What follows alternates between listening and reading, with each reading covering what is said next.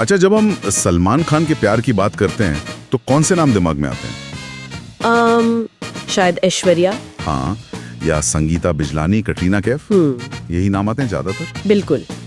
लेकिन क्या आपको पता है कि उनकी पहली मोहब्बत, जो पहली गर्लफ्रेंड थी, वो इनमें से कोई नहीं थी? अच्छा, ये तो नई बात है। कौन थी वो? जी हाँ, सलमान खान की पहली गर्लफ्रेंड थी दिग्गज अभिनेता अशोक कुमार की नातिन शाहीन जाफरी। शाहीन जाफरी, नाम सुना हुआ सा तो लग रहा है, पर शायद आज की पीढ़ी ज्यादा नहीं जानती होगी। हाँ बिल्कुल, 80 के दशक में वो मतलब खूबसूरती और नफासत, एलिगेंस का दूसरा नाम मानी जाती थी। ओह अच्छा, 80s की बात है ये। जी, और हमारे पास जो जानकारी है वो बॉलीवुड के इसी लगभग भुला दिएगा किस्से पर आधारित है। तो आज हम इसी भूली हुई कहानी को कुरेदने वाले हैं। हाँ, कोशिश यही है कि इस कहानी की परतें खोलें और देखें कि ये हमें क्या सिखाती है। दिलचस्प है। तो शुरू कहाँ से हुआ ये सब? तो हुआ यूं कि 80 के दशक में सलमान और शाहीन का रिश्ता वो परवान चढ़ा। कहते हैं कि दोनों बेहद करीब थे। बात सिर्फ डेटिंग तक ही सीमित नहीं थी, बल्कि शादी तक पहुंच गई थी। अरे वाह, शादी तक? हाँ, सुनने में तो ये भी आया कि 1986 के आसपास सलमान ने उन्हें प्रपोज भी किया था। ओह! और इंडस्ट्री में उनकी सगाई की बातें भी मतलब जोरों पर थी। और ये बात गौर करने लायक है। उस दौर में यानी 80 के दशक में किसी उभरते हुए सितारे की, वो भी सलमान खान जैसे, उनकी सगाई की खबर उड़ना या अपने आप में बहुत बड़ी बात थी। ये दिखाता है कि रिश्ता कितना गहरा और संजीदा माना जा रहा था, सिर्फ एक अफेयर नहीं। सही बात है, एकदम सीरियस मामला था। लेकिन फिर जैसा अक्सर कहानियों में होता है, एक मोड़ आया। क्या हुआ?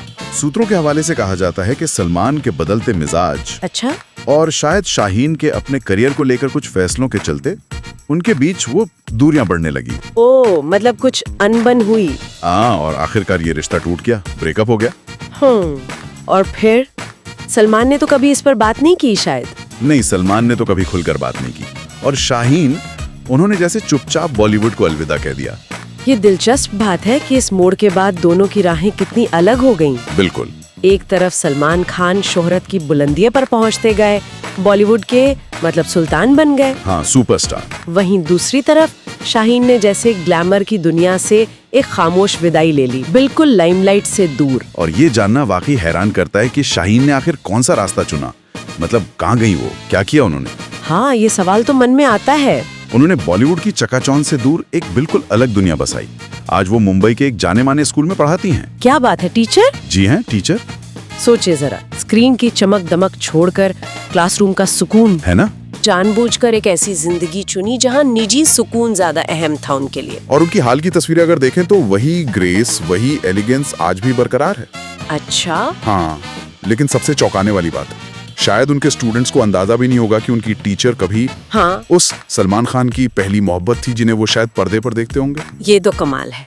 ये कहानी हमें ये सोचने पर मजबूर करती है कि सफलता के मायने कितने अलग हो सकते हैं हर किसी के लिए। सही बात। एक तरफ बेहिसाब शोहरत है, स्टारडम है, दूसरी तरफ एक शांत, गुमनाम लेकिन शायद उतनी ही भरपूर जिंदगी। शाहीन का चुनाव ग्लैमर पर सुकून की जीत जैसा लगता है ना? बिल्कुल। और सलमान खान, वो आज भी बॉलीवुड के सबसे चर्चित, सबसे एलिजिबल बैचलर है। हाँ, वो तो है। ये सोचना लाजमी है कि अगर वो रिश्ता कायम रहता, अगर वो शादी हो जाती, तो शायद सलमान की कहानी, और हो सकता है बॉलीवुड का एक छोटा सा हिस्सा, कुछ और होता। हाँ, ये उन क्या होता अगर वाले सवालों में से एक है। जिंदगी शायद बहुत अलग होती। बिल्कुल। और ये किस्सा एक बड़ा सवाल भी छोड़ जाता है। इस चमकती हुई दुनिया के पर्दे के पीछे ऐसी कितनी और कहानियां होंगी जहाँ किरदारों ने सुर्खियों के शोर के बजाय अपनी निजी शांति और खुशी को चुना। ग्लैमर की अपनी एक कीमत होती है और शायद कुछ लोग उसे चुकाना नहीं चाहते। सही कहा। न शोहरत का नशा, न स्टारडम का दबाव, बस अपनी चुनी हुई एक शांत जिंदगी।